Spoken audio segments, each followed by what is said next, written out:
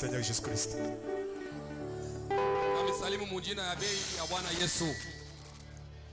Veuillez vous mettre tranquillement.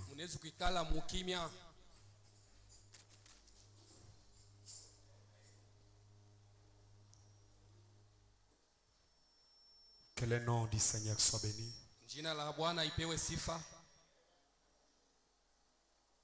Je tiens à vous dire merci pour votre présence. Que Dieu vous bénisse très richement. Votre présence est un grand soutien pour nous. Pour cela, nous disons tout simplement que Dieu puisse richement vous bénir. Amen. Mon ami, tout était bien. Déjà, tu as commencé à toucher et puis tu as commencé à crier. Voilà. Nous sommes reconnaissants à notre Dieu, le Seigneur Jésus-Christ,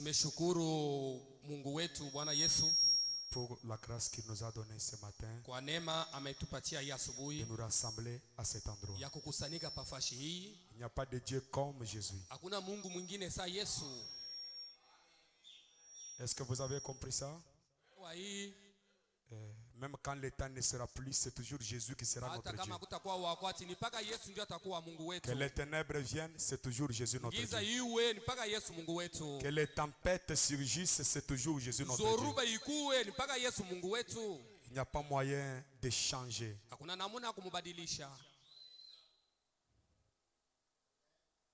Et je suis tellement comblé de voir que nous sommes rassemblés ici et tant que de portions du ciel.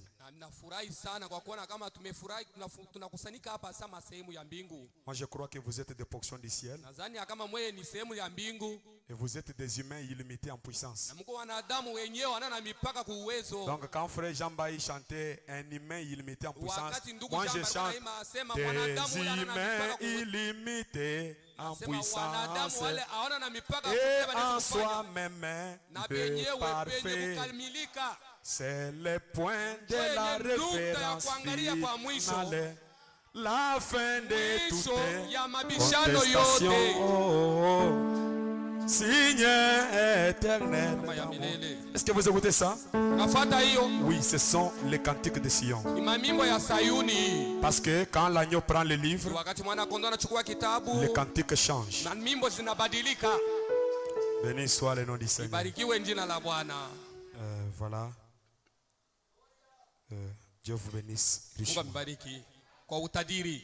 Je tiens à dire merci à un frère qui m'a offert cette veste que je porte.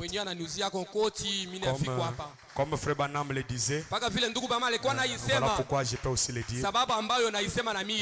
Je manque de mots et je prie que Dieu le bénisse richement.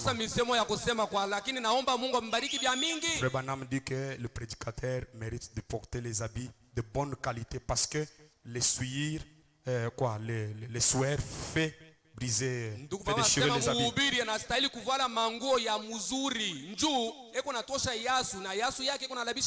Le dimanche passé, j'avais prêché avec une veste ici. En quittant, j'arrive à la maison, ça s'est déchiré.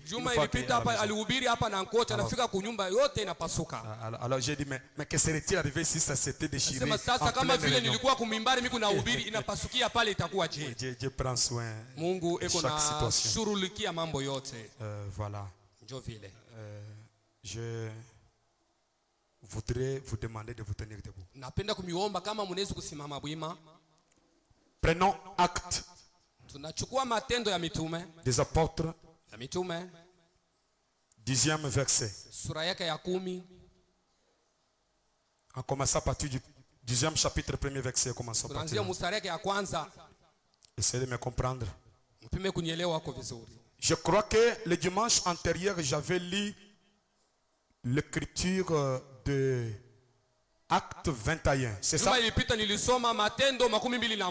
C'est ça? 26, hein? Voilà, merci beaucoup. Ce sont des bases qui soutiennent ce que nous apportons comme vision. Si vous lisez seulement tout ce chapitre-là 26, vous pouvez comprendre là où je suis en train de vrai. Et ce matin, si vous prenez Acte 10 jusqu'au dernier verset, ça s'ajoute à Acte 26. Il y avait à Césarée un homme nommé Corneille, centenier dans la cohorte dite italienne. Cet homme était pieux, c'est-à-dire irréprochable quant à la loi. Il vivait comme Dieu. Il était pieux, craignant Dieu. Avec toute sa maison, il faisait beaucoup d'aumônes au peuple. Il priait Dieu continuellement. Mais vers la 9e heure du jour, il vit clairement dans une vision un ange de Dieu qui entra chez lui et lui dit: Corneille. Le regard fixé sur lui et saisi de froid, il répondit: Qu'est-ce, Seigneur? Et l'ange lui dit: tes prières et tes aumônes sont montées devant Dieu. Et il s'en est souvenu. Envoie maintenant des hommes à Joppé et fais venir Simon, surnommé Pierre. Que Dieu bénisse sa parole. Veuillez vous mettre.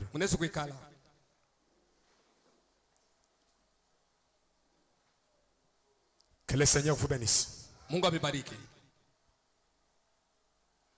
Comme je suis en train de le dire,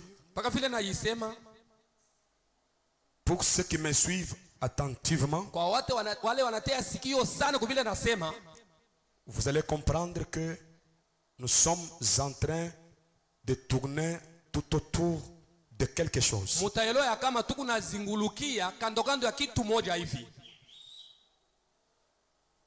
Si vous voyez, ces derniers temps, je ne donne presque pas les sujets que je parle.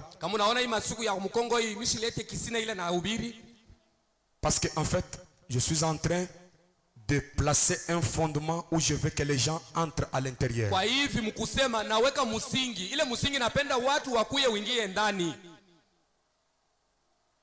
C'est pour cela, j'aimerais ce matin que nous soyons comme dans une école de dimanche.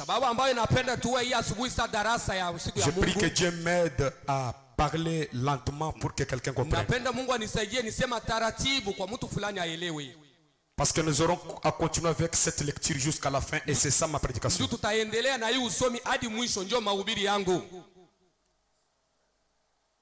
Je crois que si vous arrivez à saisir l'essence de ce que j'apporte,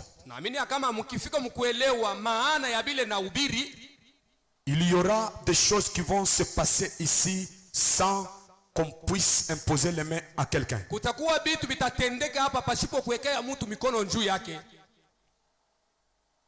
J'ai essayé de vous lire l'histoire de la vision du 3e poule.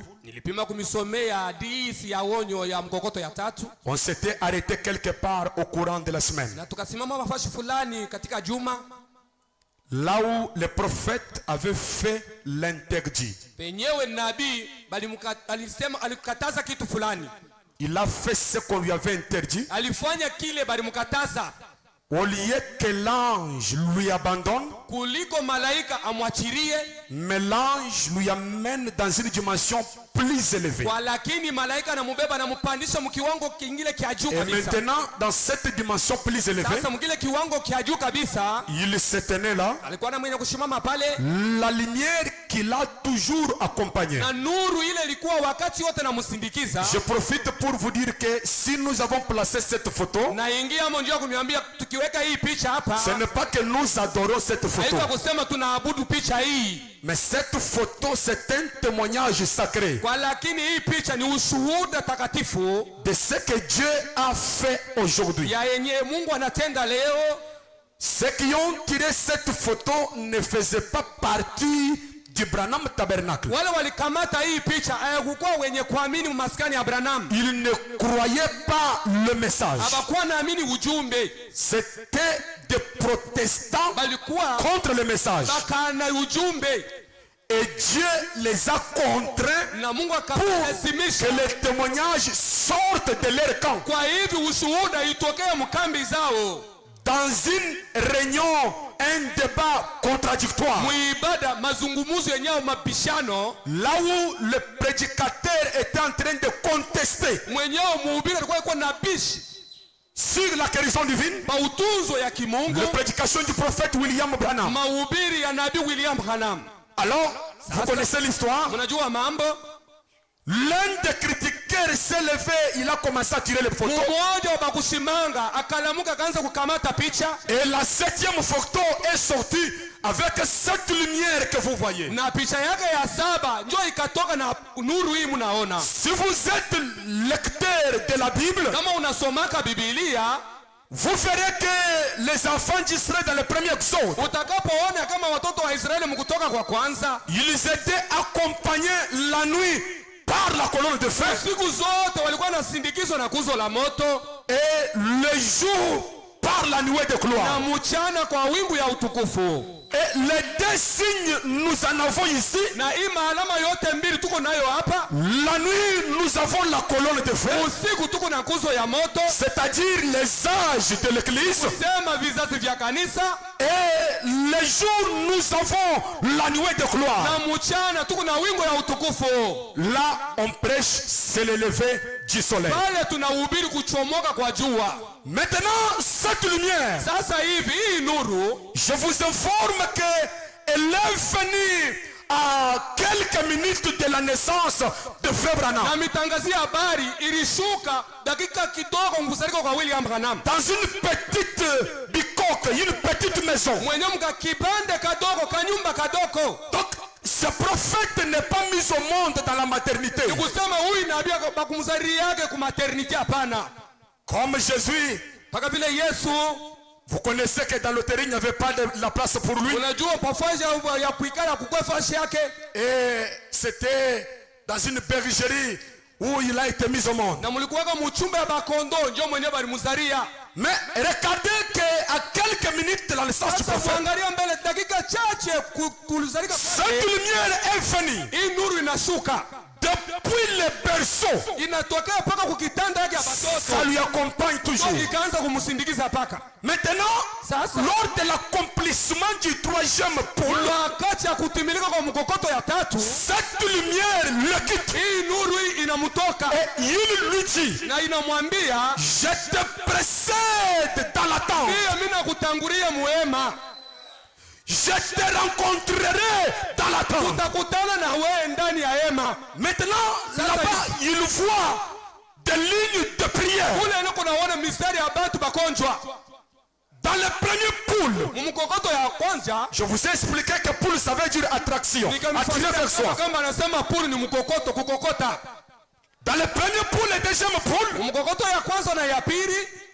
les gens étaient tirés vers Frère Branham. Quand il y avait la ligne de prière, il venait et Frère Branham pouvait le toucher. Mais lors de l'accomplissement du 3e pôle, Frère Branham se tient là et il voit déranger les gens qui venaient vers lui. Ils se sont alignés en direction de la tente. Et devant cette tente, il y avait un homme robuste. Et cet homme, il prenait les malades et il les introduisait dans une petite maison, une chambre boisée.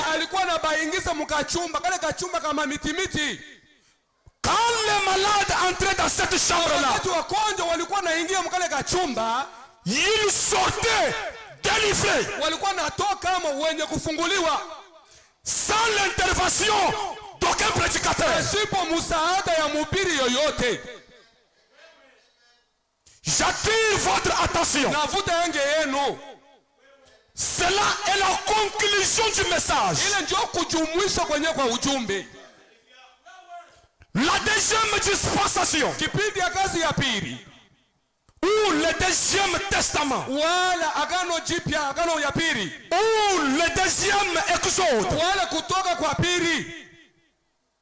la conclusion de cet exode, c'est que tout le monde qui croyait en Jésus, après la mort de Jésus, ils étaient persécutés par les religieux.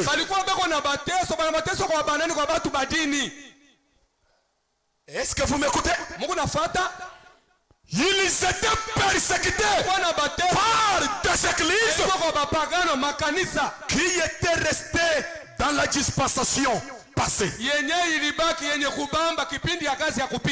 Maintenant, tous les croyants de Jésus, le véritable, ils ont été qualifiés comme des croyants lorsqu'ils sont allés entrer dans la chambre haute. Tout le monde qui avait marché avec Jésus, lors de l'entrée dans la chambre haute, c'est là où on pouvait reconnaître le véritable croyant de Jésus. Judas a mangé avec Jésus. Il a occupé une place dans l'église de Jésus. Il était le trésorier. Un trésorier, c'est un homme de confiance du pasteur. C'est ça qu'était Judas. Mais regardez cet homme. Il a été baptisé au nom de Jésus. Il a crié la parole faite chair. Il a supporté le discernement des pensées. Il croyait que Jésus était le Messie. Mais pour entrer dans la chambre haute, c'est là où il a montré ses couleurs.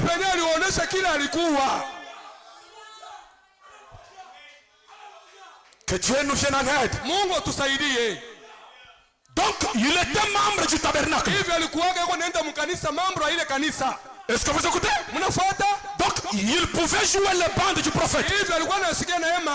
Donc, il pouvait dire, Jésus dit. Autrement dit, frère Branham dit. Je vais souligner quelque chose. Le fait de prêcher, le fait d'occuper une place à l'église, le fait de fraterniser n'est pas l'évidence de votre salut. Même si je peux prêcher comme une boule de feu, même si je peux faire des miracles, ce n'est pas cela la base du salut. Est-ce que je peux entendre Amen? Donc les gens qui avaient quitté la synagogue, oh Dieu, ces hommes, pour faire partie de cette deuxième dispensation, après qu'ils ont écouté les enseignements, mais il fallait qu'ils arrivent au test final. Le test final, c'était quoi? La chambre haute. Alors appliquons cette image ici. Les gens qui ont quitté les pentecôtistes, les gens qui ont quitté l'église catholique, les gens qui ont quitté l'église méthodiste, ils sont venus tout autour de Frère Branham. Parce que Frère Branham, c'est un homme auprès de qui on trouve la lumière. Il pouvait discerner les pensées. Il pouvait donner des prophéties. Aucun malade ne quittait des seigneurs sans être guéri. Il était aimé de tout le monde pour ça. Est-ce que vous vous êtes avec moi? Après qu'ils ont créé le premier pôle, c'est-à-dire la guérison des malades. Après qu'ils ont créé le deuxième pôle, le discernement des pensées. Après que nous avons crié qu'il manifeste les signes messianiques. Parce que Frère Branham pouvait se tenir, tourner le dos devant une personne qu'il ne connaissait pas et commencer à lui dire, tu viens de Kilobé-Lobé, tu habites l'avenue numéro tel, ton père s'appelle tel, tu es venu ici pour une telle raison. Avant de venir, ta femme t'a dit, c'est le même signe que Jésus avait manifesté devant Nathanaël. Alors est-ce que vous écoutez? C'est le même signe qui était manifesté en Genèse 18. L'homme qui était venu chez Abraham, cet homme était accompagné par des anges. Il y avait Gabriel, il y avait Michael. Quand Frère Branham prend cette image pour appliquer ça aujourd'hui, il dit que Gabriel c'est Billy Graham, il dit Michael c'est Oral Roberts. Et qui est Elohim?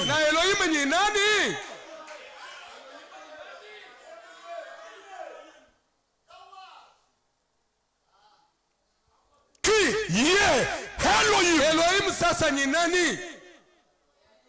L'homme qui manifeste le signe messianique. J'aimerais que vous puissiez bien me suivre. Frère Branham dit ceci. Si vous n'avez pas la révélation de la divinité suprême du Seigneur et Sauveur Jésus-Christ, vous ne ferez pas du progrès. Vous devez connaître quand nous parlons de Jésus, Christ, nous parlons de qui?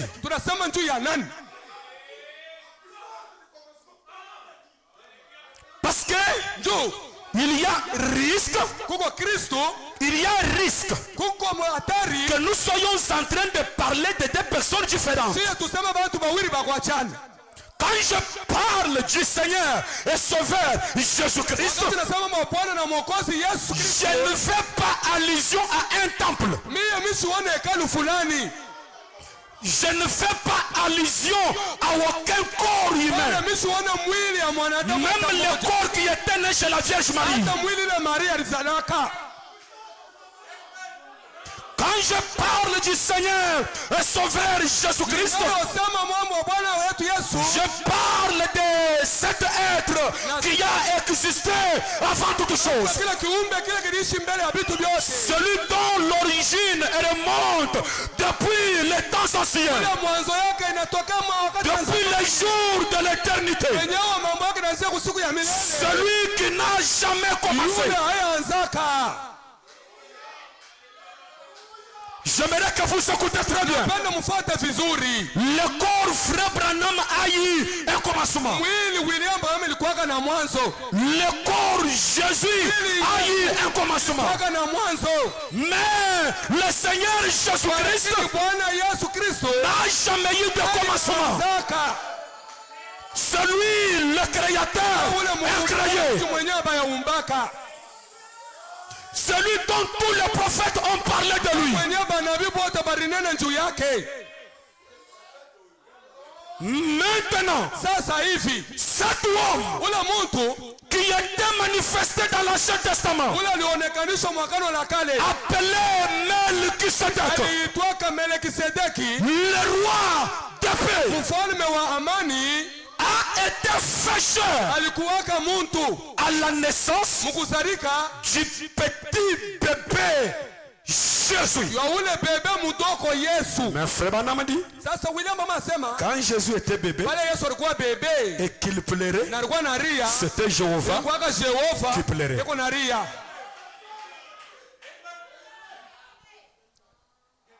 Maintenant, je veux que vous puissiez comprendre. Le croyant de Jésus-Christ, le véritable, ils sont entrés dans la chambre haute. Là où une puissance est venue non pas de l'église, est venue de l'éternité. Cette lumière que vous voyez, elle s'est subdivisée dans des flammes. C'est entré dans chaque croyant. Ceux qui sont sortis dans la chambre haute, là était le croyant de Jésus. Maintenant ici, cet exode qui n'est pas des choses littérales, nous quittons le système religieux. Nous quittons à partir de la chambre haute. Je vais dire quelque chose. La base ou le début de notre conversion aujourd'hui, le début aujourd'hui commence à partir de la chambre haute. Donc il faut que chacun entre dans la chambre haute. Cette chambre ancienne haute, là où vous recevez ce que les disciples de Jésus avaient reçu, et maintenant vous commencez la marche. C'est ça la nouvelle naissance.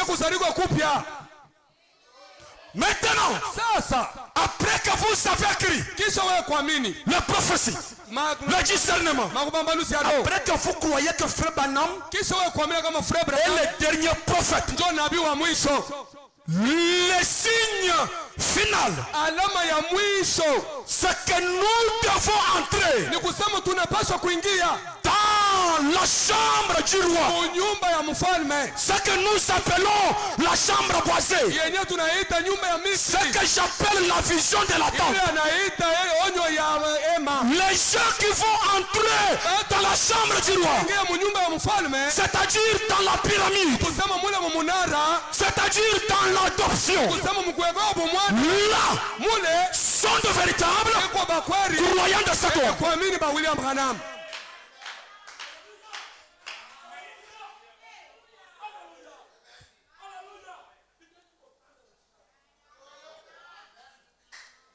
Maintenant, il y a des gens qui peuvent fraterniser comme Judas. Je souligne, frère Branham dit, Satan a été baptisé lorsque on a baptisé Judas. C'est pour dire à quelqu'un, même si tu es baptisé au nom de Jésus-Christ, ce n'est pas ça l'évidence. Judas a été justifié, sanctifié, il a prêché, le miracle lui accompagnait. Et pourtant Judas était Satan fait chair.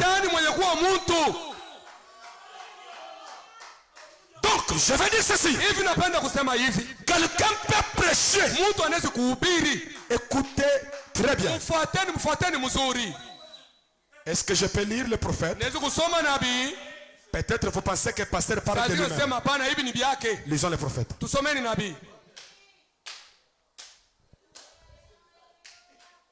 Parce que nous devons, si cela vient du prophète, Il n'y a pas de contestation. J'aime bien le frère Joseph Branham qui est là-bas au fond. Il me dit, lis-moi le prophète. Si c'est le prophète, parce qu'on ne discute pas avec le prophète. Si c'est le prophète, je vais croire. Alors on parlait avec le Syrien, un point où on avait des divergences. Il m'a dit, lis-moi seulement le prophète.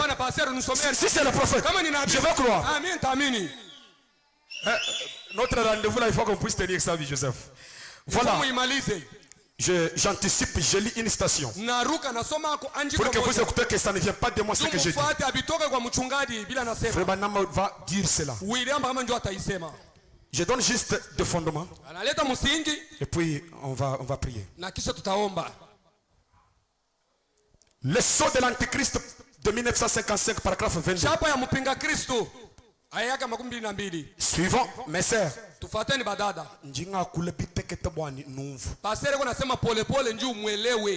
J'aime que vous soyez, que vous puissiez avoir le bagage.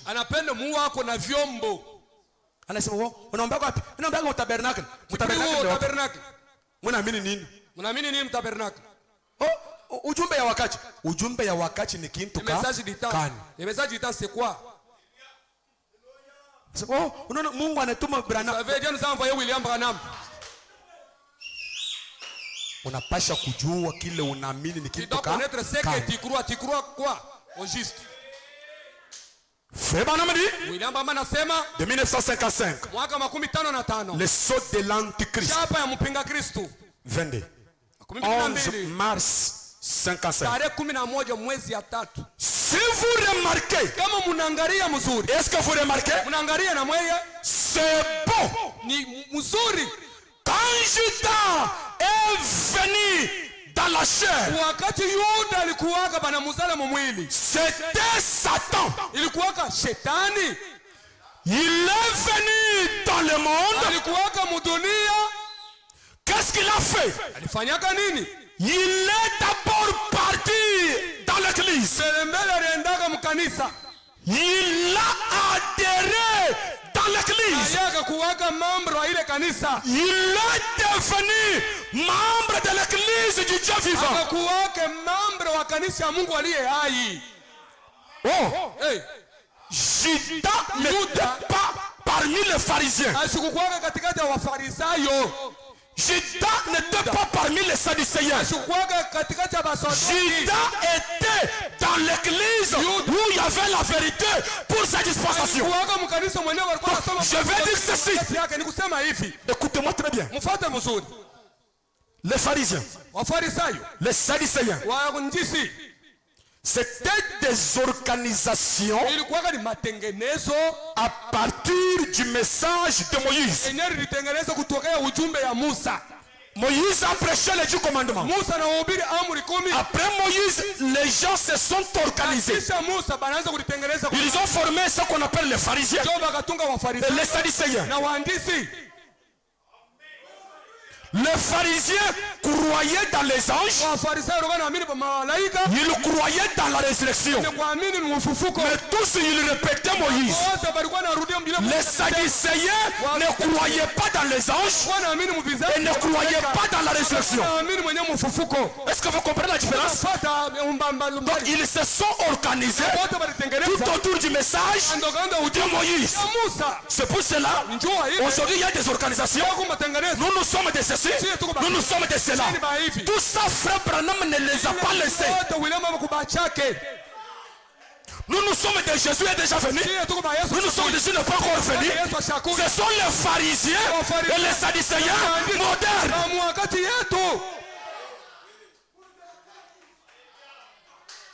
Est-ce que vous écoutez? Est-ce que vous écoutez bien? Je répète encore. Des organisations. Nous sommes des. Jésus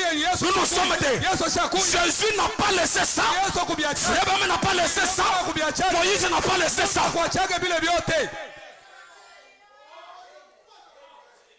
Maintenant, Judas était membre de quelle église? Là où il y avait la vérité.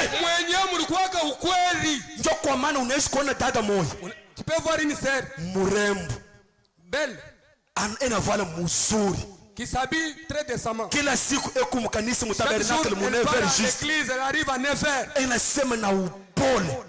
Elle parle très lentement. Manake nafsi yake Malgré tout ça, son âme, iku mweushi saki bambashi kya muenfer. comme un mur de l'enfer. Maintenant kama wewe unakuya Maintenant, si toi tu mimi fais, nakuta dada non, j'ai trouvé. kwa message yetu. Non, elle croit le message. Comme Message kan. Quel message? Donc unakuya mkanisa Et tu viens à l'église, unakuta monsieur Judas tu trouves Frère Judas. Frère Judas.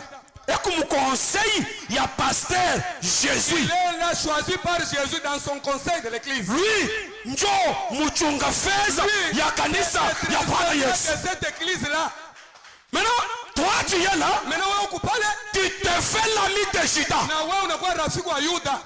Frère Judas, Frère Judas. tu fais comment? Unaona je? Ah non. Hapana, mkanisa yetu Mais vous ne connaissez pas qui est cet homme-là. ona mtu unafanya rafiki. Qui a-t-il? Satan, Shetani pécheur. kuwa mtu. Je n'essaye pas de vous amener à une méfiance, non. Usipende mwanza kudharau bantu, hapana. Je veux que vous puissiez comprendre. Napenda muelewe. Là où j'essaye de vous amener, Kila napima c'est kumifikisha. que vous puissiez comprendre Mufike kuelewa que la preuve que vous êtes de véritables croyants de cette dispensation, c'est quand vous entrez dans la constellation. Ce n'est pas quand vous êtes ici. ni kusema kionesho ya kusema wewe huko muamini wa kweli wakati unaingia muungano. Haiko pale tu iko hapa. Donc ici, Hapa même frère Judas hata frère peut Yuda venir, je prêche. anaweza kuja Il dit Seigneur, Seigneur, Seigneur, j'accepte le Seigneur Jésus-Christ comme mon Seigneur et mon Sauveur. Je parle avec lui là-bas à Sion. Je crois-tu, Seigneur Jésus-Christ? Oui, je le crois. Est-ce que tu je renonce à tout? Je te baptise au nom de Jésus-Christ. Je le fais sortir dans l'eau. Qui est-il? Satan incarné. mwenye kuwa mtu. Et je veux dire, je convertis des gens aujourd'hui. Je baptise les gens. Baptiza bantu leo. Frère, on me dit. Donc, il a adhéré à l'église. Anakuwa mambo ya kanisa. Il est devenu membre de l'église. Anakuwa mwenye mambo ya kanisa. Du Dieu vivant. Kanisa ya Mungu aliye hai. Amen. Et Judas est allé avec les autres prêcher l'évangile. Yuda alienda na bingine wanaenda kuhubiri injili. Il est revenu avec eux. Na akarudia nao. Se réjouissant Mkufurahi. de ce que les démons lui étaient soumis. Pepo mchafu litii kwao. Matthieu 11, mais Jésus a dit, kwa lakini Yesu écoutez très bien, écoutez. mfuate mvuzuri. Les démons me sont soumis. Mapepo mchafu. Je chasse les démons. Niliandama. Je chasse les démons. Frère, Ngakandama mapepo mchafu. Jésus. Il faut pas jouer. Moi je chasse les démons. Il se réjouit pour ça. C'est qu'on a furahi njia ile. Mais écoutez, Sasa mfuate. qu'est-ce que Jésus répond? Yesu kunajibu nini? Jésus dit, Yesu anasema ne vous réjouissez pas moyo de msifurahi. ce que les démons vous sont soumis. Njoo mapepo mchafu inatii Ne kweli. vous réjouissez pas Msifurahi. de ce que votre nom est réjouissez-vous. Kwa lakini wewe mfurahi. De ce que votre nom est écrit dans le livre. Jina lako inaandikia ndani ya kitabu. Ne vous réjouissez pas Hapana msikufurahi. du fait que vous êtes prédicateur. Mtenda kusema unahubiri. Du fait que vous êtes pasteur. Mtenda kusema uko mchungaji. Ne vous réjouissez pas Hapana kufurahi. du fait que Mtenda vous êtes la femme du pasteur. wewe uko bibi wa La pastor. femme du prédicateur. Bibi wa mhubiri. La femme du huissier. Bibi wa huissier. Je vais dire ceci. Penda kusema hivi. Les organisations. Matengenezo. Ça entre partout. Iko ningia fasi yote. Je suis en train de combattre le système religieux dans toutes ses formes. Pastor kuna kumbana na matengenezo mu aina hiyo yote. Non, moi, à l'église ici, Mkanisa humo. moi je suis ceci. Mimi ndio kitu Moi, je fulani. suis ceci. Mimi ndio fulani. Moi, je suis moi le pasteur. Mimi ndio mchungaji. Je suis en train de prier, travailler sur mon âme Pastor kuna omba kuna tumikia na pour que je ne tombe pas dans ça. ndio ashanguke mu ile matengenezo. Je ne veux pas entrer dans le nicolaïsme. Ndio asipende kwa mkinikerao. Là où je suis un pasteur qui domine. Penyewe iko pastor kuna tawala. Un pasteur qui domine. Pastor kuna tawala. Un pasteur qui règne. Pastor mwenyewe Mais kuna je veux que nous soyons des frères. Bana tukue banduku. Là où personne n'est au-dessus de l'autre. Kuna mtu uko juu ya mwingine. Mais où nous nous respectons. Lakini si tuko tunaheshimiana. Personne n'est au-dessus de l'autre. Il y a du respect. Lakini kwa heshima iko hapo. Il y a du respect. Kuko heshima. Est-ce que vous écoutez ça? Unafuata hii. Quittons dans le système religieux. Ondokeni matengenezo ya kidini. Donc Judas, Hivi Yuda il était dans le conseil. alikuwaka mkonsei ya kanisa. Maintenant, Sasa J'ai une autre écriture ici. Donc, ne vous réjouissez pas. Faites que pasteur vous connaît. Mais réjouissez-vous du fait que votre nom est écrit dans le livre de vie de l'agneau. Quel est le livre de vie de l'agneau? C'est le livre que les dieux, que l'ange puissant de l'Apocalypse descend avec.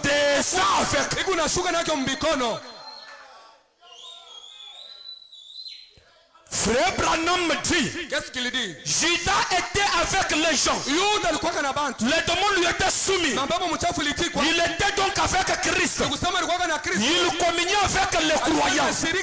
Mais écoutez, mais quand vint le temps pour lui de naître de nouveau, de recevoir le Saint-Esprit, c'est là qu'il a montré ce couleur. Donc le temps d'entrer dans la constellation, le temps d'entrer dans l'église sublime, dans cette assemblée de premiers-nés, c'est là où Judas a montré ce couleur. L'Éden de Satan. La dernière prédication au Branham Tabernacle. Et quand il prêche l'Éden de Satan, il y a aussi l'Éden de Dieu. Est-ce que vous m'écoutez? Projetez-nous l'Éden de Satan. Aujourd'hui, il ne fait pas chaud. Hein? Aujourd'hui, il ne fait pas chaud. Voilà. 1965, le 29 août 1965.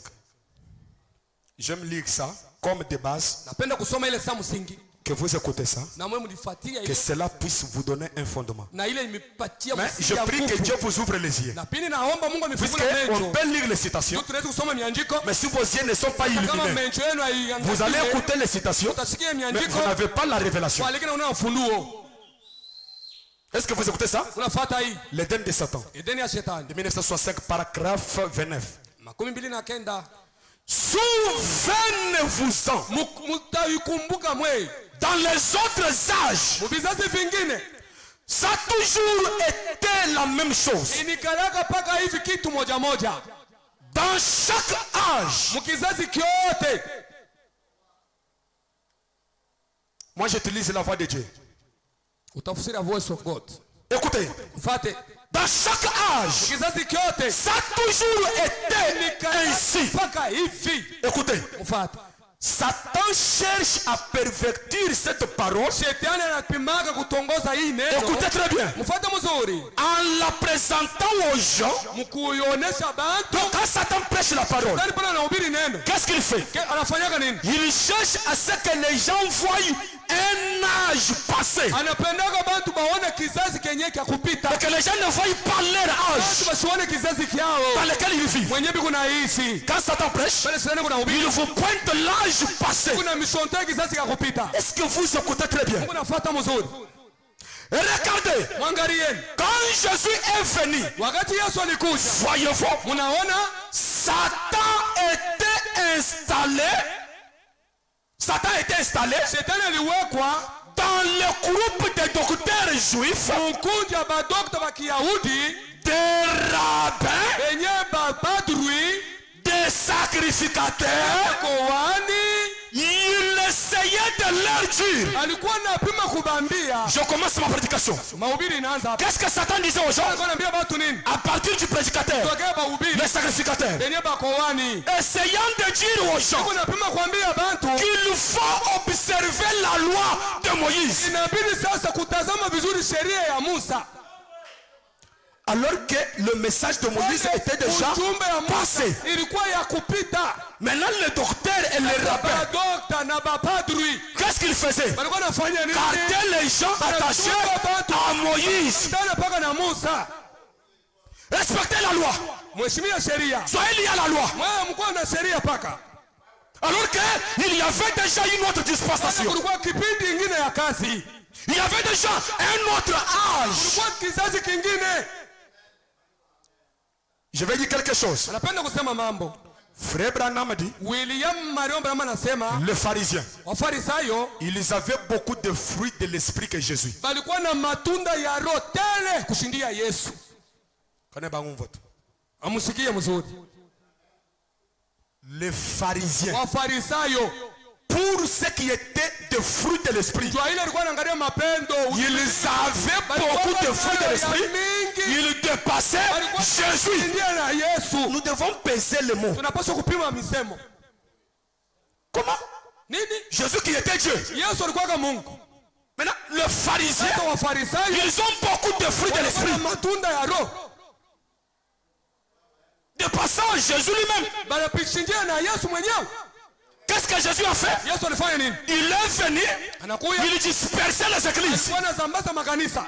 Il ne visitait pas les gens. Alikuwa anafariji Mais watu. les pharisiens, ils étaient là. Ils voulaient conserver la loi de Moïse. Anapenda kuchunga mzuri sheria ya Musa.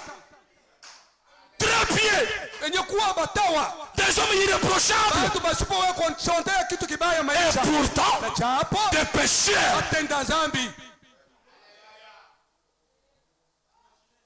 Revenons Turudieni. dans cette lecture. Muhi usomi yetu. Puisque Corneille, c'est un homme des nations. Nju Corneille ni mtu wa mataifa.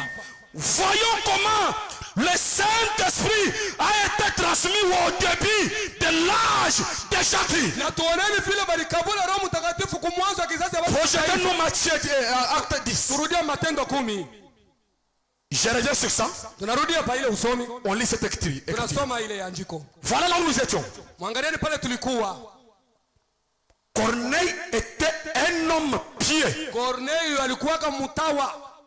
J'aime que tout le monde me regarde ici. Écoutez-moi très Napenda watu wote waangalia huku na watu. Je veux que ceci pénètre. Anapenda hii tuingie. Corneille était un homme pieux. Corneille alikuwa kama mtawa. Irréprochable. Akashipo juu. Un homme pieux, c'est quelqu'un qui vit comme Dieu. Mtu mtawa ni wenyewe kunaishi saa Mungu.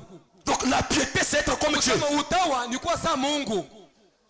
Il donne des aumônes.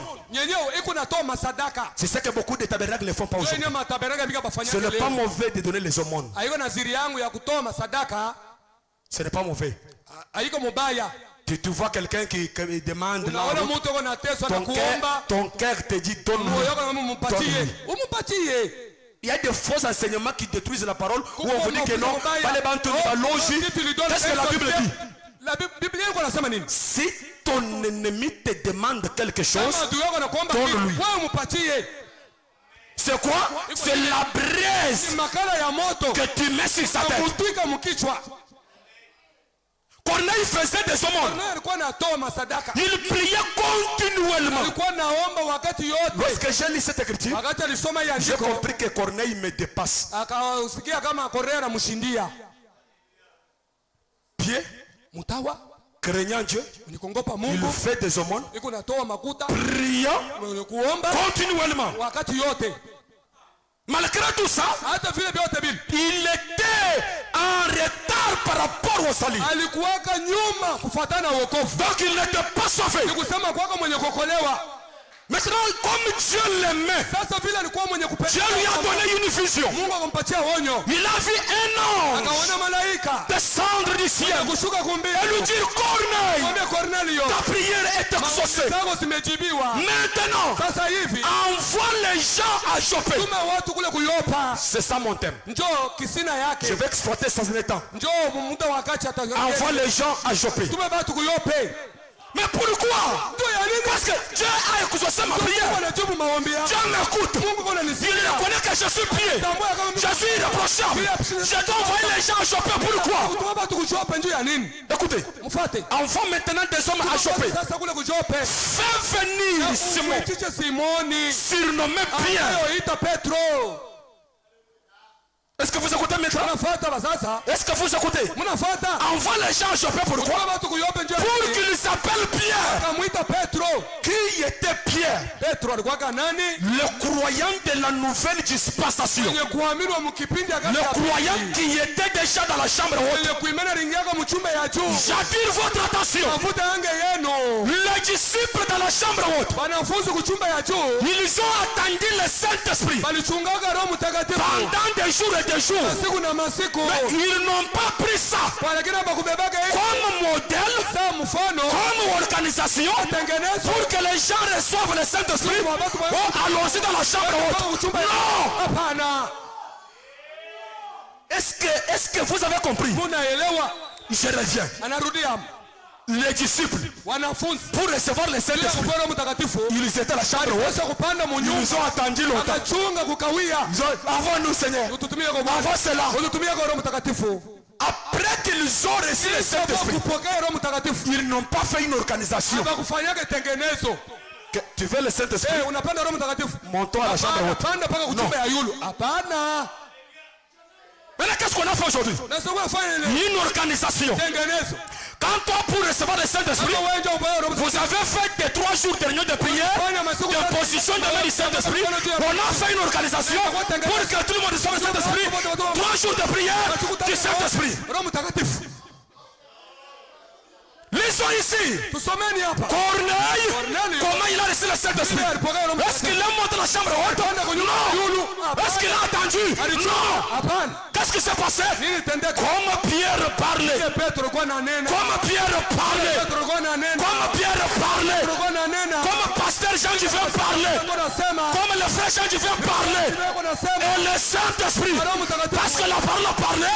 Et la semence rouge. Donc comme je parle, les gens peuvent recevoir cela.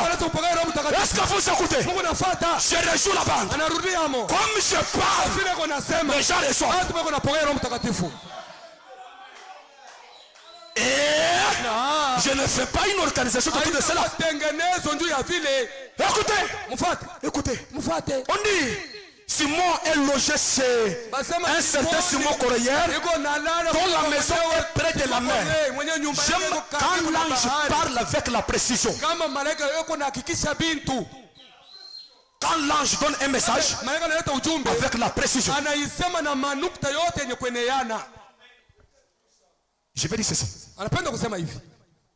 Mais c'est regardez-moi. Njingenze fort.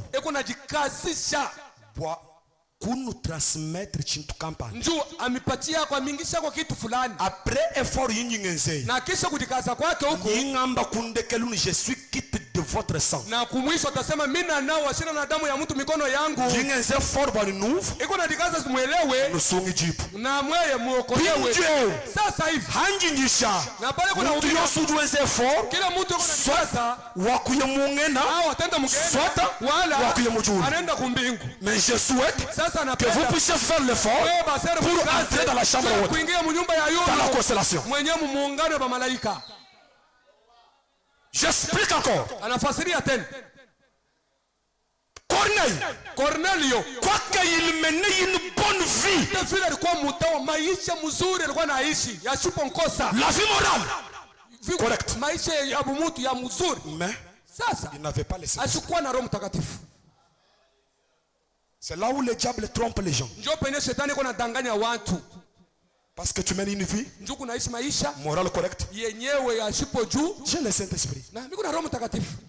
Non, mais Corneille était pied. Mais il n'en avait pas.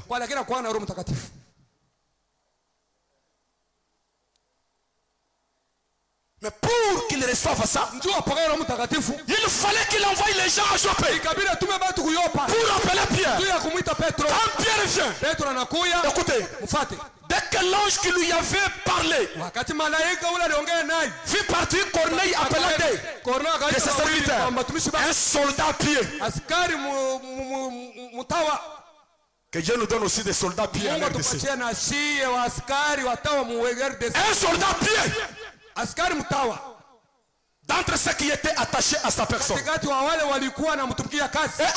leur avoir tout raconté, il les envoya à Joppé. Quand il les envoie à Joppé, le même ange qui a traité avec Corneille, il va traiter avec Pierre. Dieu traite de debout. Pendant que Pierre était en prière, il entre en extase. grâce. Il voit une note descendre avec les quadrupèdes, les animaux qui étaient condamnés dans la dispensation mosaïque. Les animaux qui étaient taxés d'impie. Dieu lui dit, tue et mange. Pierre dit, mon Seigneur, je n'ai jamais mangé rien d'impie.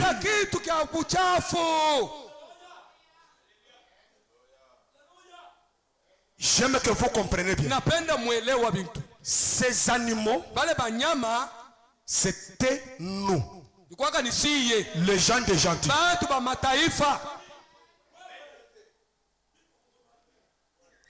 Les croyants de Jésus, ils ont continué de judaïser, quoique croyants de Jésus. Les croyants interdénominationnels, ils ont continué d'être des dénominations, quoique croyants, frère Branham.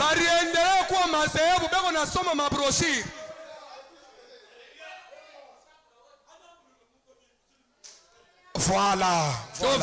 J'aime ça. C'était comme ça dans le réunion de Frère Branham. Dans le réunion de Frère Branham, il y avait les relax. Frère Branham pouvait parler. Quelqu'un lève la main. Frère Branham, vous voulez dire quoi là-bas? Ou bien on lui pose la question. C'était comme ça.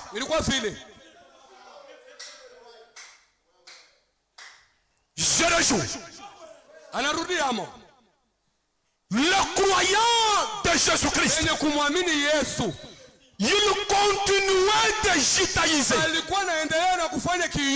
C'est-à-dire, ils ont gardé les anciennes choses de l'ancienne église, de la dispensation passée, dans la nouvelle dispensation.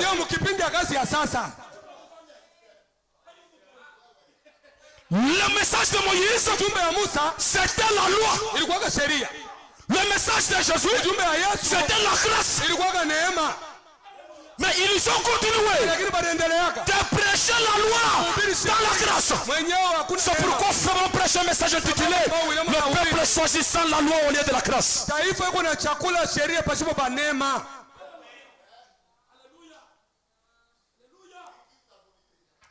Voilà, oh. Il y a risque que je change ma prédication. C'était déjà aboli. Les lois de Moïse ne pouvaient pas encore donner la vie. Maintenant, Pierre, il ne pouvait pas aller prêcher. Je vais le dire autrement. Dans Matthieu 10, Jésus envoie les disciples. Il leur interdit: n'allez pas chez les Samaritains, n'allez pas chez les gentils, allez seulement auprès des brebis perdues d'Israël. Donc là même Jésus, il continuait de prêcher, de répéter Moïse, quoique ayant un nouveau message. C'est pour cela, sur les bancs de Frère Branham, il y a le message de la justification, la sanctification, le baptême du Saint-Esprit, la restauration des dons, la guérison divine. Tout ça, des messages passés. Je répète, même le baptême du Saint-Esprit, le message passé.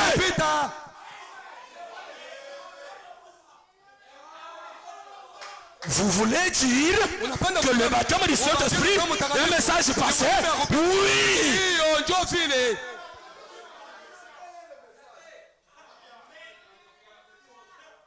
Est-ce que vous écoutez? Maintenant regardez.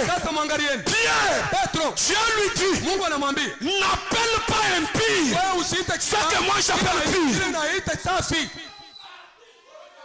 J'ai besoin de prêcher le sermon intitulé n'appelez pas impie ce que Dieu appelle pire. Ne continuez pas de condamner les gens que Dieu a justifiés. Ne condamnez pas d'appeler pécheurs les gens pour qui Jésus est mort pour eux. Ne continuez pas de les appeler impie. Est-ce que vous écoutez ça? Il dit mais Seigneur, je n'ai jamais mangé d'impie. Tu es mange. Après, il apprend qu'il y a les hommes dehors qui te cherchent. Envoyés par un homme de gentil. Pierre comprend. Donc le Seigneur veut me dire, quitte la loi, va partout. À Matthieu 10, va seulement chez les gentils, non, chez les juifs. N'allez pas chez les gentils. À Matthieu 28, Jésus dit, allez partout. Jésus abolit Matthieu 10 par Matthieu 28. Mais les disciples restent en train d'observer Matthieu 10. En ce moment-là, Frère Branham prêche un message intitulé essayez de rendre un service à Dieu en dehors de sa volonté. Il le prêche encore. Rendre un service à Dieu en dehors de sa volonté. Il essaye encore. Il essaye encore de prêcher encore. Il dit et reconnaître votre jour et son message.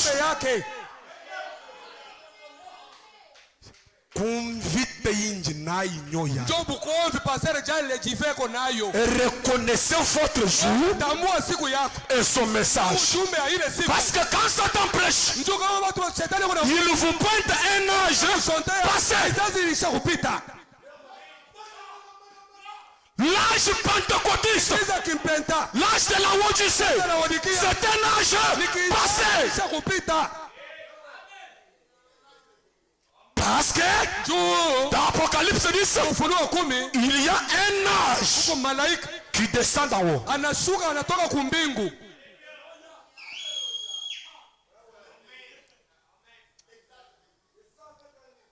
Est-ce que tu peux descendre?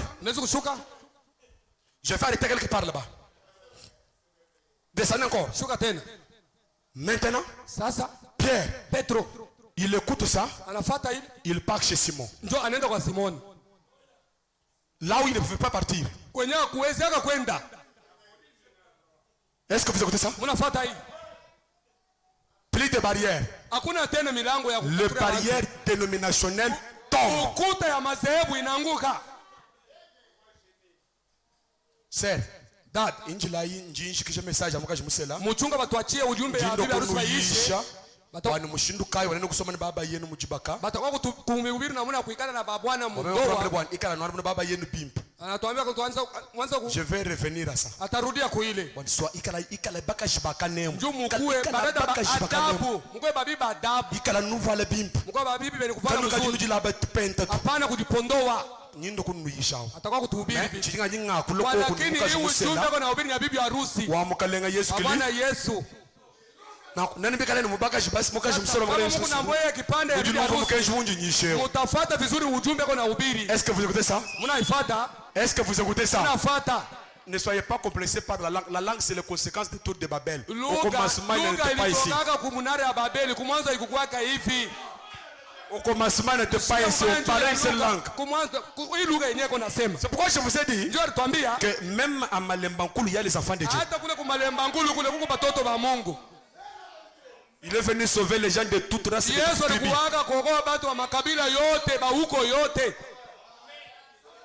Mais vous continuez à prier, Seigneur, bénis Israël. Les Juifs ont tué le Fils de Dieu, Jésus-Christ.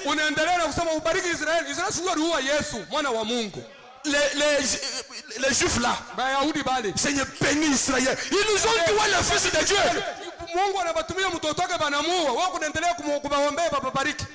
Maintenant,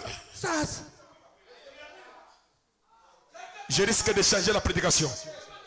Maintenant, regardez ce que je voulais dire. Lorsque Pierre va chez Corneille, si tu descends, tu vas trouver là-bas. C'est quelque chose qui m'a beaucoup intéressé. Lorsque Pierre arrive chez Corneille, Corneille court auprès de Pierre, il se prosterne. Un homme pied, craignant Dieu, il se prosterne devant Pierre. Pierre lui dit, lève-toi mon frère, je suis un homme comme toi. Je vois la vision du royaume partout. Frère Branham interprète, il dit, Corneille, il voulait adorer le prédicateur. Et le prédicateur lui a dit, ne m'adore pas. C'est ça que j'avais dit ce matin. N'adorez pas le prédicateur. Je répète, n'adorez pas le prédicateur. Même s'il prêche comme une boule de feuille, même s'il fait descendre le feu du ciel, n'adorez pas le prédicateur. Qui qu'il soit, même s'il a une grande église, il est notre frère.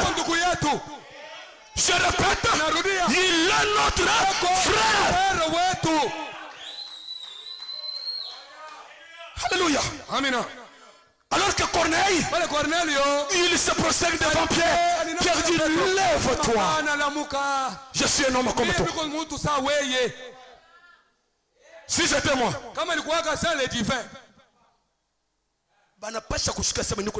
non, il doit sentir que c'est moi, j'ai dit. Prosterne-toi. Oui, inama. Prosterne-toi. Inama. Se prosterner peut avoir plusieurs formes.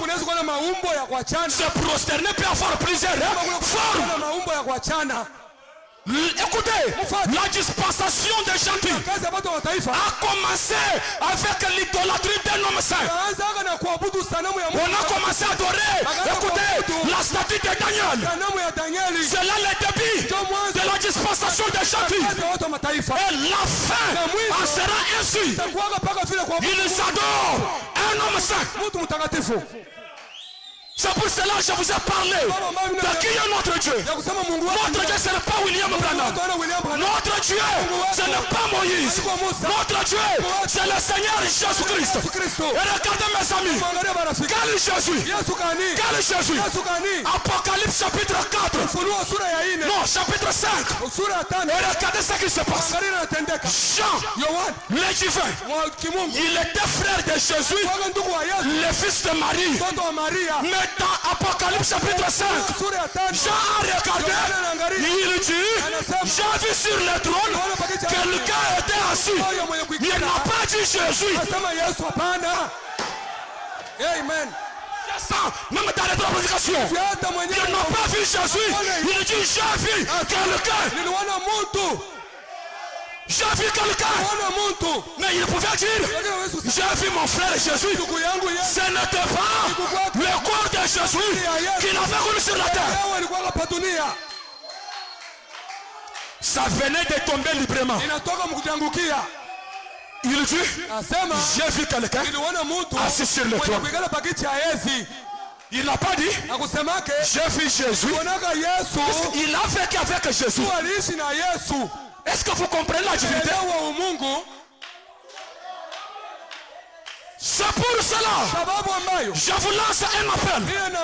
Sortez des organisations. Sortez des églises. Quand je vous appelle de sortir, où dois-je vous amener? Est-ce que toi j'aime pour loin de là?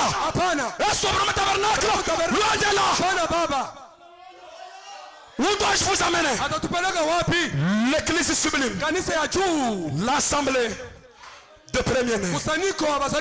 La constellation. La chambre boisée. La chambre. Cette vision de la tente. Là où quelqu'un peut entrer et sortir différemment. C'est où ça? Dans la présence de Dieu. Une atmosphère sacrée. Là où quelque chose fait bouillonner dans l'âme du croyant. Quand vous entrez dans la présence de Dieu, vous êtes un être changé. Vous êtes transformé. Parce que Jésus, il est l'Esprit suprême. Il peut enlever la méchanceté. Il peut enlever la convoitise. Il enlève tout ce qui est du monde. Où ça? Pas dans le tabernacle, mais dans l'église sublime. Dans l'église sublime. Frère Branham dit. Frère Branham dit. L'adoption. Deuxième partie. Il dit ceci.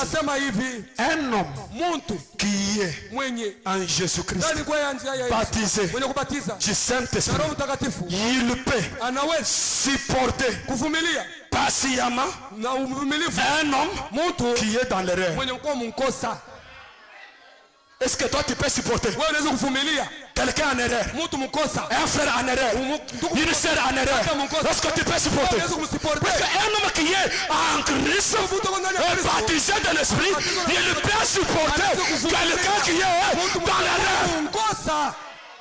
Toi tu as vu que je suis dans l'erreur. Est-ce que tu peux me supporter patiemment? Frère Branham dit, il est toujours positif. Mon ami, projette-nous cela. Pour cela, je termine mon message. Il est toujours positif. Mes amis, le nom de Frère Brown a commencé à figurer dans les messages depuis l'année 1948. Où Frère Branham parle de Brown. Mais jusqu'en 65, Brown n'avait pas compris l'essence profonde du message de Frère Branham. De 48 à 65. À quelques minutes, il dit Frère Branham, ça n'est que hier que j'ai saisi l'essence profonde de ce que tu prêches. Frère Jean le Divin, ça n'est que hier que j'ai saisi l'essence profonde de ce que tu prêches. Si troisième poule pouvait entrer dans l'essence profonde de ce que tu prêches, il n'y aura pas des obstacles. Il n'y aura pas des obstacles. Il n'y aura pas des obstacles. Là où je vous appelle, c'est là où il y a la liberté.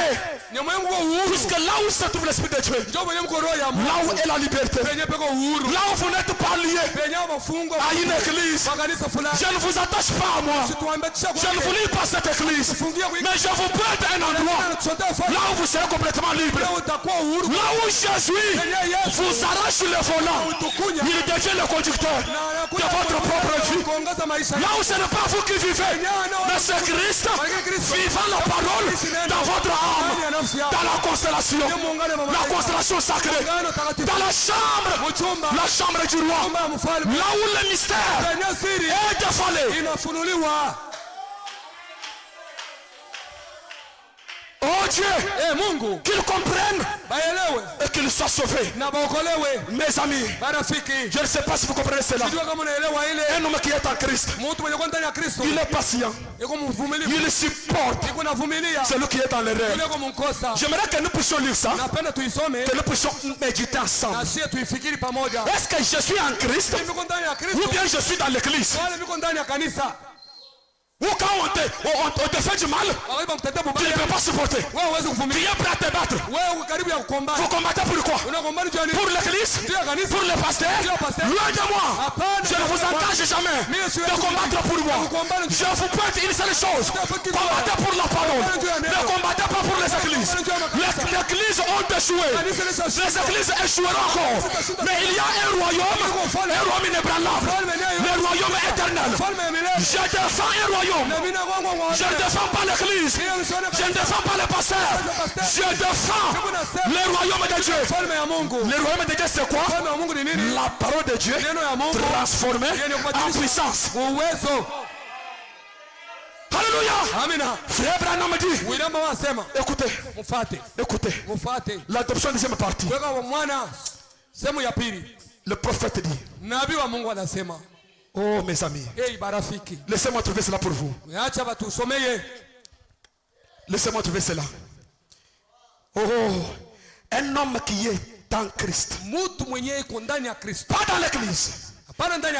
De 1960, le 18 mai, paragraphe 24. Il dit c'est dans l'amour là que tout cela est ficelé. On a cherché à enseigner cela bien des fois. Sans doute que des grands théologiens sont partis beaucoup plus en profondeur que moi. Mais ce que je fais, essayer de vous faire comprendre, c'est ceci. Je termine d'écouter ça. Ce que j'essaie de vous faire comprendre, c'est quoi? Ceci. Un homme qui est en Christ.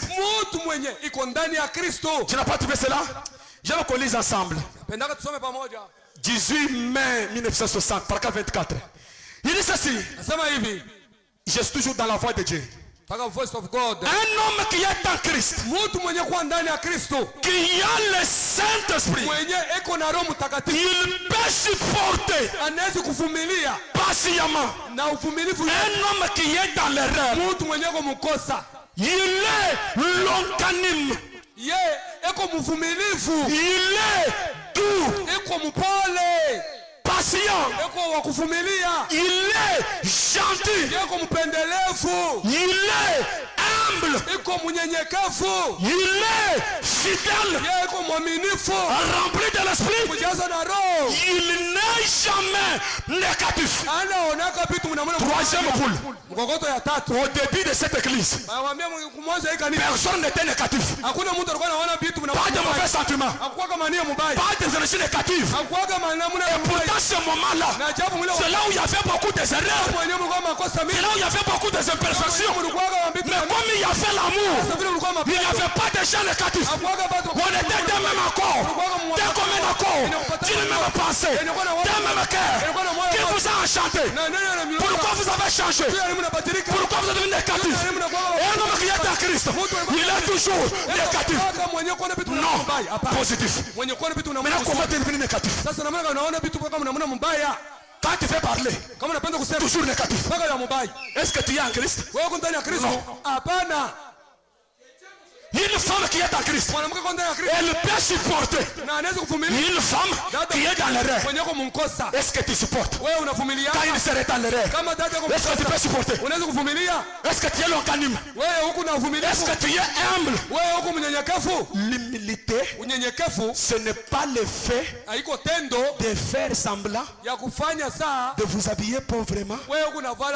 Je suis humble. Non. L'humilité, c'est quand tu penses avoir raison et qu'on te présente la parole et tu fais comme Frère Branham. Pardonnez-moi, je suis désolé, j'ai failli. C'est ça l'humilité. S'humilier devant la parole. Il est toujours positif. Je vous lance un appel. Ne soyez pas négatif. Entrez en Christ. Là où nous sommes toujours positifs. Quand je regarde un frère, écoutez. Si je vous regardais pour voir vos erreurs, le diable va me montrer vos erreurs. Si vous me regardez pour voir mes erreurs, le diable va vous les montrer. Mais l'amour couvre une multitude de péchés. Là où il y a l'amour, il fait beau vivre. Dans un foyer où il y a l'amour, il fait beau vivre. C'est pour cela que je vous demande, mes soeurs, faites tout pour que votre foyer soit un endroit où il fait beau vivre. Pas une maison où il y a des tumultes, des tiraillements.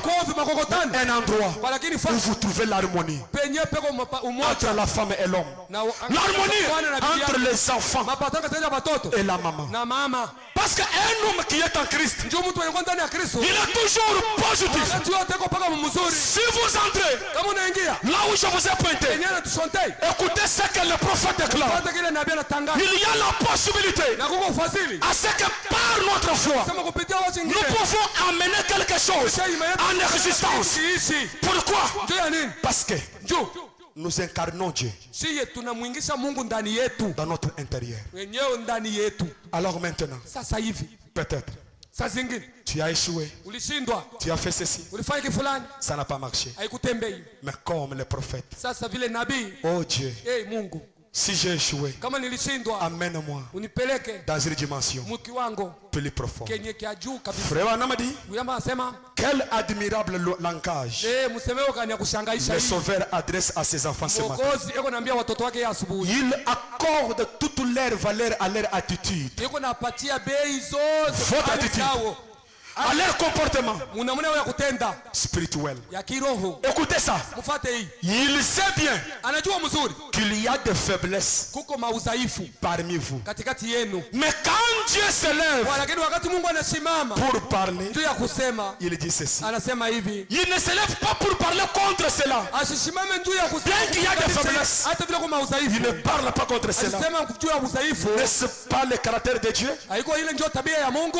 Il nous encourage Na eko natupatia moyo dans ce qui est bien. mkile kiko mzuri. Frère Branham dit, William anasema nous pourrions tirer un enseignement, na tunaweza kupata mule mafundisho, que ceci soit la conduite de l'église na hii iwe kiongozi wa kanisa et de nos familles. na majamaa zetu. Quoi? Nini?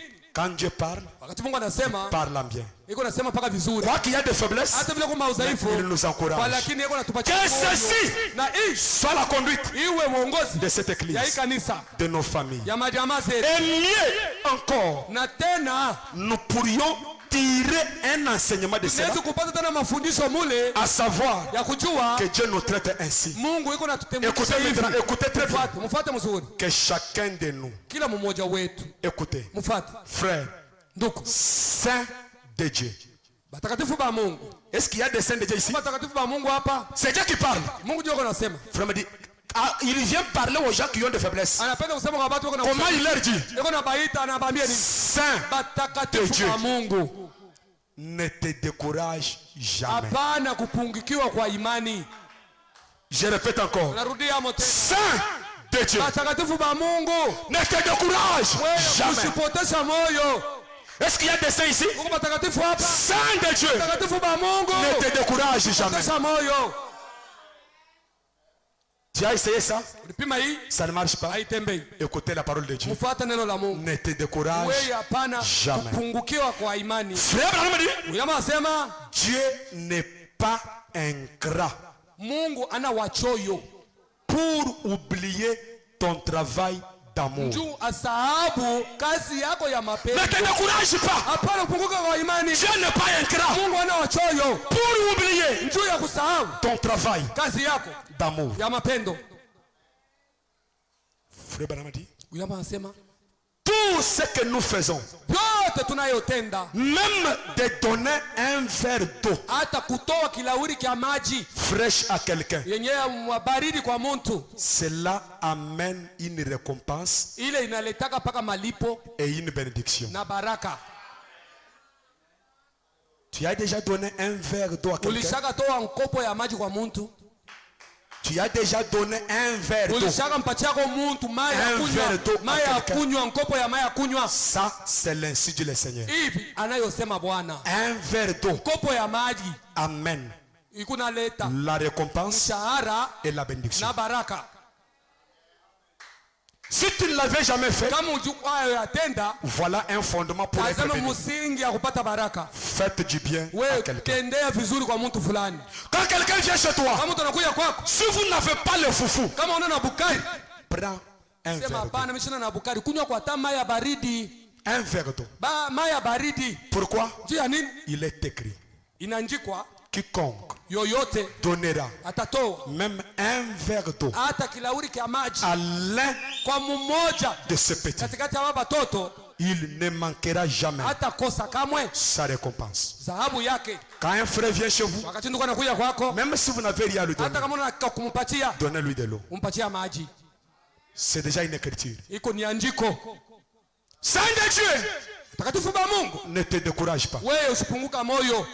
Dieu Mungu n'est pas ingrat ana mtu wa choyo pour oublier ton travail d'amour. kusahulika kazi yako ya mapendo. Tu penses que ce que tu as fait, Unaanza kama kile Dieu a oublié? Non! sababu hapana. Il y a une récompense attachée à cela. Kuko malipo kumusha ile. Même un verre d'eau Hata maji que tu as donné à ile quelqu'un, alipatia mtu. il y a une récompense Kuko paka malipo. qui est attachée à cela. Yenye nambatana na ile. Il n'oublie pas Ashisabwake et il n'est pas ingrat. na ana mtu wa C'est choyo. pour cela, Sababu ambayo ne vous fatiguez pas hapana kuchoka de faire du bien. ya kutenda vizuri. Quand on vous fait du mal, Pale unatendea bubaya, faites du bien. wewe rudisha vizuri. Là où vous êtes maudit, Penye bana kulaani, bénissez. wewe bariki. Là où on vous critique, Penye bana kushimanga, parlez en bien. wewe sema vizuri. Là où on vous méprise, Penye bana kusarau, honorez les gens. wewe simu bantu. Est-ce que vous écoutez ça? Unafuata hii. Ça, Hii c'est l'enseignement du maître. ni mafundisho ya mwalimu. C'est par-dessus la religion. Ni njuu ya dini hii. Mais je vous invite ce matin, Kwa lakini namialika hii asubuhi dans la constellation, mwenye muungano cette atmosphère sacrée, ile ali takatifu c'est là où njo mwenye les chaînes sont brisées.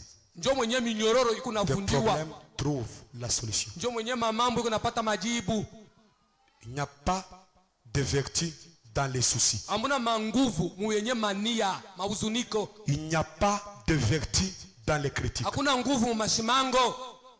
Mais Kwa lakini si vous créez une atmosphère, ukiumba ewa cette tente, ile hema cette chambre haute, ile chumba ya juu vous pouvez créer ça dans votre maison. unaweza kuiumba munyumba yako. Corneille n'est pas allé Cornelio dans la chambre haute, akurudiaka ku Israeli mais kupanda il kuchukua a reçu juu. la même Kwa chose lakini alipokeaka kitu moja que moja. ceux qui avaient resté dans la chambre haute. Bale balipokea kuchukua. Il a reçu cela Alipokea dans ile sa maison, mpaka munyumba yake. près de la croix cardamome. Karibu na msalaba unichunge.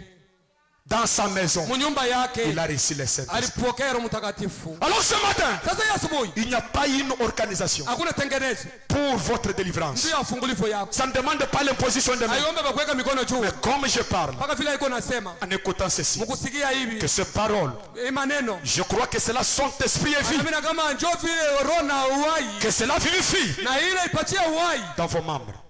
mema Tout yenu ce qui était na yote ilikuwa mort. yenye kufariki. Est-ce que vous le croyez? Mnaiamini? Si vous le croyez, Kama mnaiamini, ne vous découragez pas. hapana kupunguka kwa Saint imani. de Dieu, Watakatifu ba Mungu, Dieu Mungu ne sera jamais incroyable. hata kuwaka hata siku moja Même wachoyo. pour une seule tôle Hata njoo ya rilata moja que tu avais achetée, ile uliuza, Dieu Mungu ne sera jamais incroyable. haya kuwaka choyo. Même pour un seul sac de ciment. Hata njoo ya kunia moja Je ya parle des choses que vous avez eu à faire ici. kwa vitu vile mlifanya hapa. Dieu Mungu ne sera jamais incroyable. hata kuwaka wachipo. Vous avez eu à prendre le peu d'argent Wewe ulichukua pesa kidogo que vous avez. ile ulikuwa nayo Vous avez donné cela na ulitoa hayo pour que l'évangile soit prêché. injili bahubiri, Pour que nous ayons ce micro. juu tukue na ile mikrofoni, Pour que nous puissions avoir une chaise. juu tukue na kiti. Dieu Mungu ne sera jamais incroyable. hata kuwaka wachoyo Il y a une na récompense kuko Attaché. malipo yenye kwamba à hata tout ce que vous avez kwa fait. vyote vile mlitenda. Alors si vous êtes découragé, Sasa kama mlipunguka kwa prenez moyo, courage. uchukua uhodari. Le flot du temps nous entraîne. Mawimbi ya wakati unatukokota, Il y a sur la terre n'est immuable. hakuna kitu pa dunia kashipa kubadilika. Prenez courage mon ami. Wewe mbeba moyo ba rafiki, Prenez courage ma mbeba soeur. moyo dada, Prenez courage mon mbeba moyo frère. ndugu yangu, Parce que Ndio. il y a une récompense. na kuko Ce malipo. n'est pas ma parole. Haiko neno la C'est la mtu parole de wake, Dieu. ni neno la Mungu. Il dit il y a une récompense Kuko malipo et une bénédiction. na baraka C'est infaillible. haiwezi kushinda. Si vous le croyez, Kama unayamini, mettez-vous debout. msimame bwima. Nous allons murmurer. Nous allons chanter ces cantiques. Taimba hii mwimbo. Nous allons chanter cela. Et après nous allons parler à Dieu. Na kisha tutasema na Mungu. C'est une note très importante pour moi ce matin. Ni msemo ya lazima sana Dieu. kwa asubuhi. Mungu Ne sera jamais incroyable. hata kuwaka wachoyo siku hata moja. Il se souviendra. Atakumbuka. Près de la croix cardamome. Karibu na msalaba unichunge.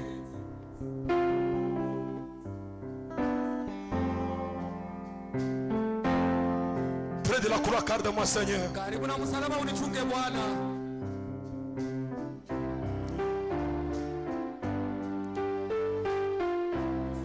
Et une précieuse fontaine, flot gratuit et guérissant. Chemu ya bei yenye kujala na damu. Coule du mont Calvaire. Wenye iko nabubuzika kumulima ya Karmeli. J'aimerais que nous puissions chanter cela ensemble. Napenda tuimbe pote pamoja. De la croix garde-moi,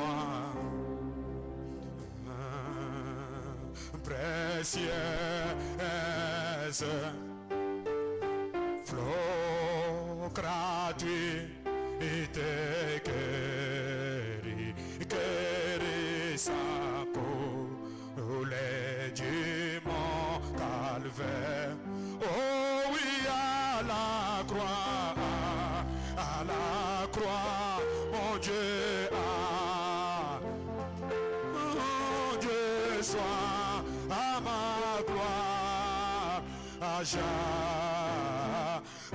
jamais, de mon âme, enlève tout, on verrait pour la. Chantons à la croix, mon Dieu, la croix, Jésus, soit à ma gloire, à jamais, de mon âme, enlève tout, on verrait pour la. Chantons à la croix, mon Dieu, la croix, Jésus, soit à ma gloire, à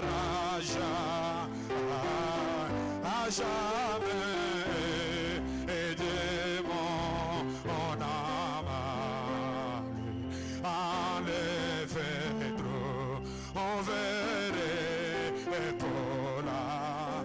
Chantons à la croix,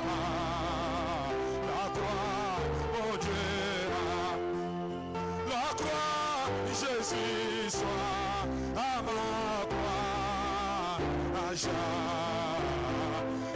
jamais, et de mon âme, enlève trop, on verrait pour la.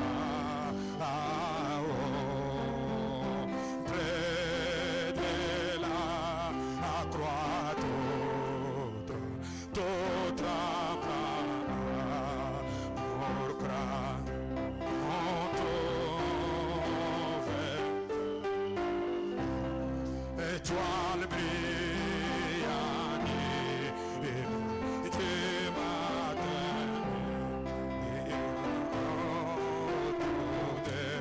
chantons à la croix.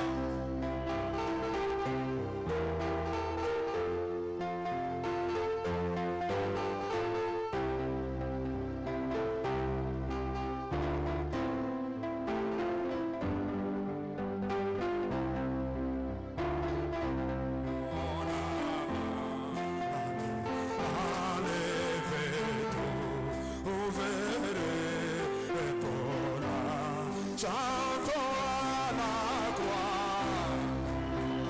croix, Jésus, la croix, mon Dieu, soit à ma gloire, à jamais, et de mon âme, enlève, on verrait pour la. À la croix, au pied du maître, à genoux, j'ai fait mon choix. Oui, c'est vrai, son c'est j'ai fait cette tout près d'elle, et lui par la foi. Oui, brebis de sa bergerie, l'île des morts, ôtez de sa main. Vraiment, dans les prédits, oui, mon bon, on est, chantons à la croix, oh oui, au pied du maître âgé.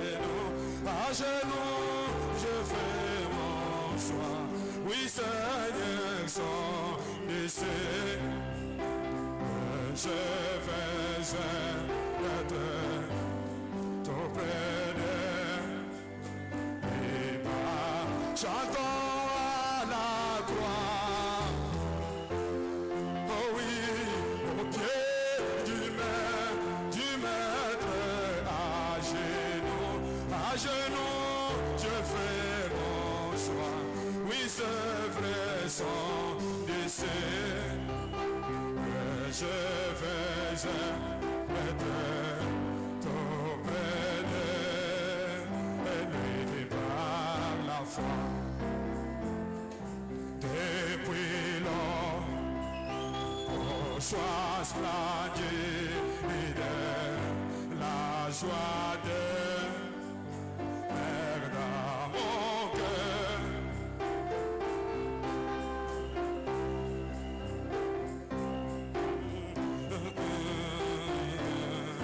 Par Jésus, je suis vainqueur. Oui, adieu, adieu, convoitise du monde qui me tente. J'ai trouvé la paix promise dans les sangs. Chantons la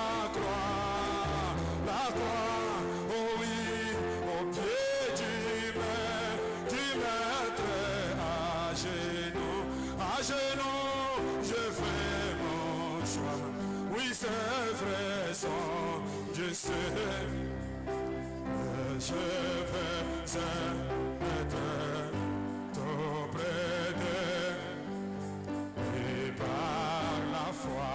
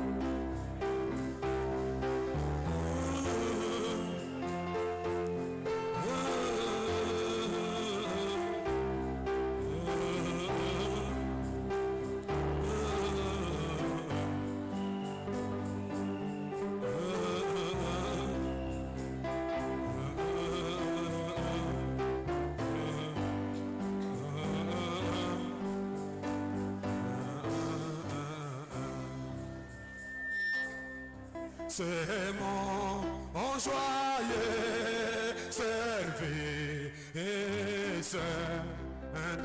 offert à Jésus-Christ.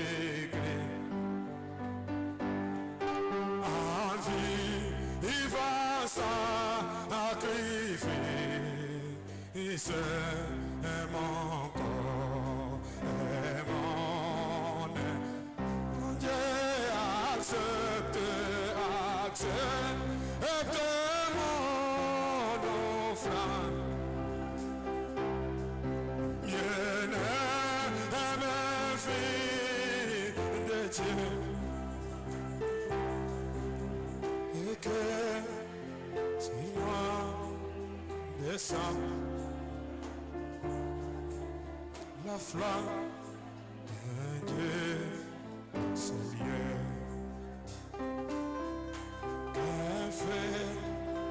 Nouveau salut humain à ton amour, à moi, à mon cœur et à mon cœur, comme ça,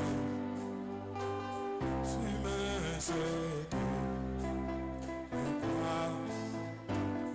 mon Dieu accepte.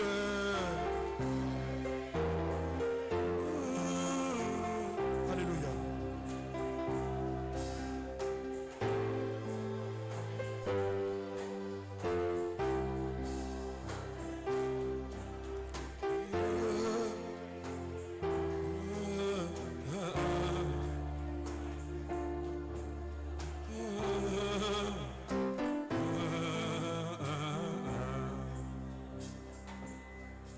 Jadis mon âme était loin du chemin du ciel.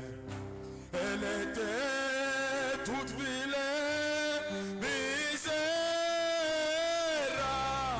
mais paix, joie et amour, mon sauveur m'a donné quand il t'a mis sa main envers moi. Quand il t'a mis sa main vers moi. Quand il tendit sa main vers moi, je te bénis carré, sans Dieu ni son Fils. Quand il tendit sa main vers moi, jadis mon âme était loin du chemin du ciel. Elle était toute vilaine, misérable, mais paix, joie et amour, mon sauveur m'a donné quand il t'a dit sa main vers moi. Quand il t'a dit sa main vers moi. Quand il tendit sa main vers moi, je te bénis carré, sans Dieu ni son Fils. Quand il tend sa main vers moi, mon cœur se réjouit depuis qu'il est mon choix.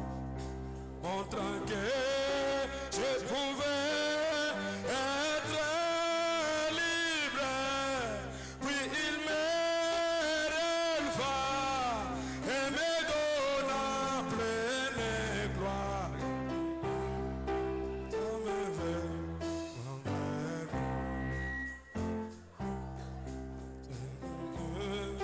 désespéré, et quand il vint vers moi,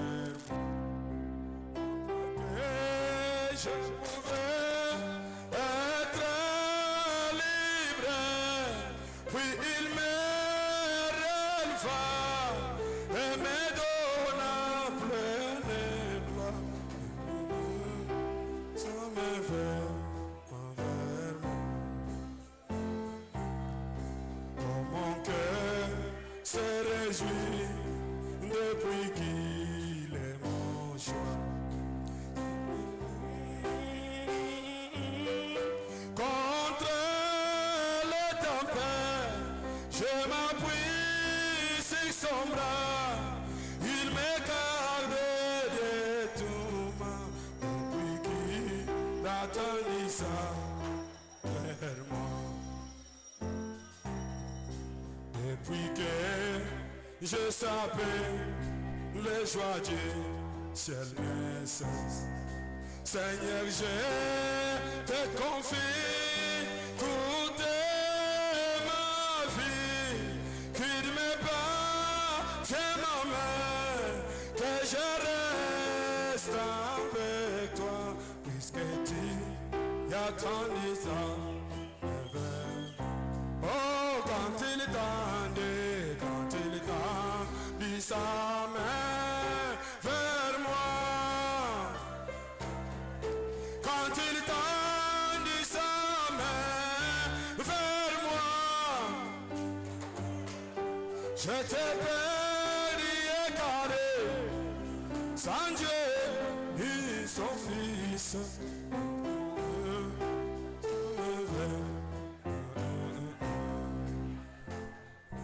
J'entends ta douce voix, Jésus, je viens à toi, je viens.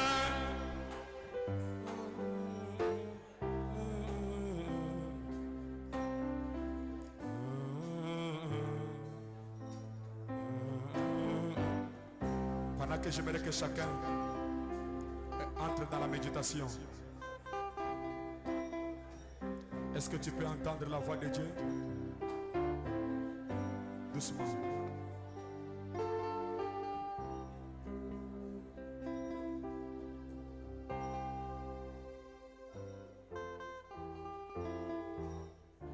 Je crois dans cette religion qu'avait Corneille.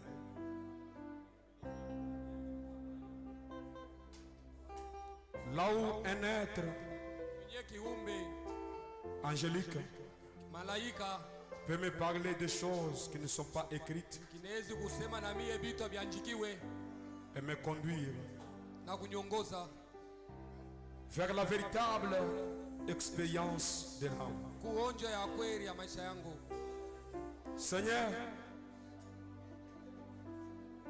comme Corneille était un homme pieux, un homme qui priait constamment, un homme qui te craignait, il marchait dans la crainte de ta parole. Il faisait des aumônes. Il soutenait la bonne cause. Mais par-dessus tout cela, il n'avait pas cette chose que nous parlons, cette chose qu'avait Pierre. C'est ainsi que tu lui es apparu et tu as envoyé ton ange pour lui parler de Pierre, pour lui montrer qu'il ne devrait pas se contenter du simple fait de mener une vie correcte, du simple fait d'être membre d'une église, car même Judas était croyant et il avait même une fonction. Mais lorsque le tour est venu d'entrer dans la chambre haute, Judas a été disqualifié. Seigneur notre Dieu, Seigneur notre roi, mais voici combien tu as fait grâce à cet homme des nations, au point qu'il a fait venir Pierre chez lui dans sa maison. C'était une réunion familiale. C'était le moment de prière dans une maison. Oh Dieu, quand Pierre a commencé à parler, rendant témoignage de la dispensation, tu as libéré le Saint-Esprit. Au point que Corneille a eu la même chose que les disciples avaient reçu dans la chambre haute. Seigneur, tu connais mon cœur. Tu connais la sincérité de mon âme, Père. Alors que j'essaye, oh Dieu, par un langage entrecoupé, d'attirer ce peuple vers cette chambre boisée, vers cette chambre haute, vers cette expérience de l'âme, là où quelque chose de véritable peut se passer depuis l'âme du croyant. Seigneur Dieu, dans ce pays là où il n'y a pas d'organisation, mon âme crie à toi. Mon âme soupire. J'implore cette grâce, Seigneur. Laisse que les yeux de ces hommes et femmes s'ouvrent et soient illuminés afin qu'ils voient la dispensation, afin qu'ils voient la chose pour laquelle, Seigneur, nous combattons. Accorde-les, Seigneur.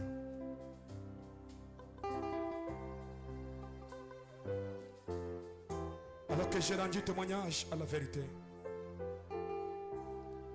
s'il y a un problème dans cette salle, s'il y a une maladie, s'il y a une question, s'il y a un problème d'ordre spirituel, je me tiens ici Et reconnaissant que tous les ciels et tous les anges sont derrière moi. Toi, Satan, qui essayait de lier ces enfants de Dieu,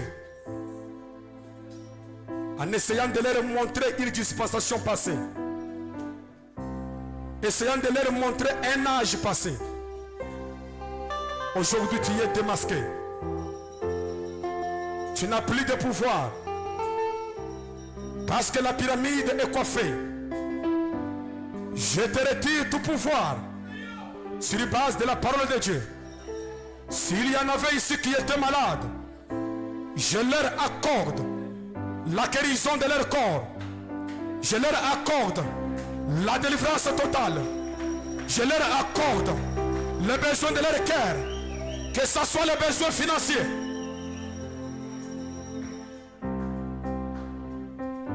Que la porte financière s'ouvre. Que la porte financière s'ouvre. Que la porte financière s'ouvre. Je ne crois pas dans la pauvreté. C'est pour cela que je m'adresse à toi, le démon de la pauvreté. Peu importe ta source et ta provenance, tu es démasqué.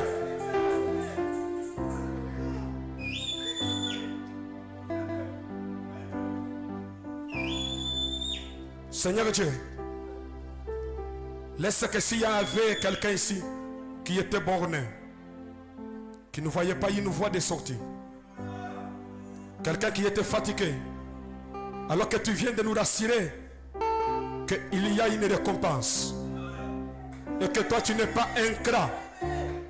Souviens-toi, ces hommes qui sont ici, ils ont pris, oh Dieu, le peu d'argent qu'ils avaient. Ils ont soutenu cette œuvre. Rappelle-toi, il y en a qui n'avaient même pas de capital, mais qui ont pris position pour toi. Selon cette écriture, tu n'es pas incrat. Fais quelque chose pour mon frère. Fais quelque chose pour ma soeur. C'est mon âme qui te prie. Seigneur, que quelque chose arrive. Accorde-les. Il y en a qui n'ont pas des enfants, mais toi tu n'es pas incrat. La stérilité ne te dépasse pas. Toi, la divinité suprême. Impose la main. Impose la main. Impose la main à tous ceux qui avaient un problème. Que l'ange soit déployé dans cette salle pour briser les chaînes. Je les remets à toi, Seigneur. Ils sont à toi.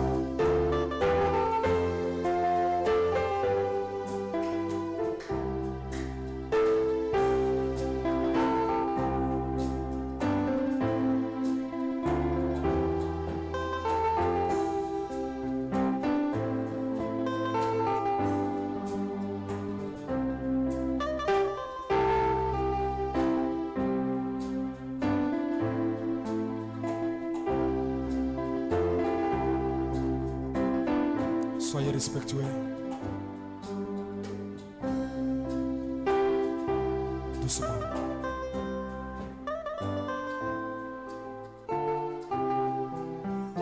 Seigneur, toi qui avais fait sortir Pierre de la prison,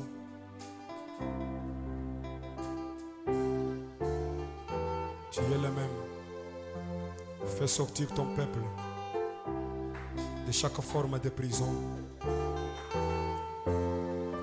Que toutes les chaînes de l'ennemi tombent. Que le grand jour se lève. Afin que nous puissions chanter le cantique de Sion. Accorde cela au nom de Jésus-Christ notre Dieu.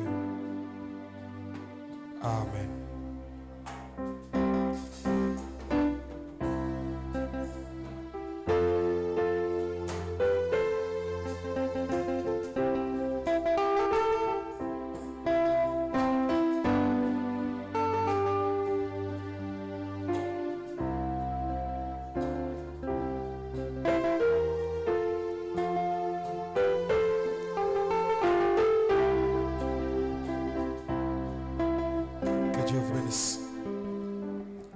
Que Dieu vous bénisse.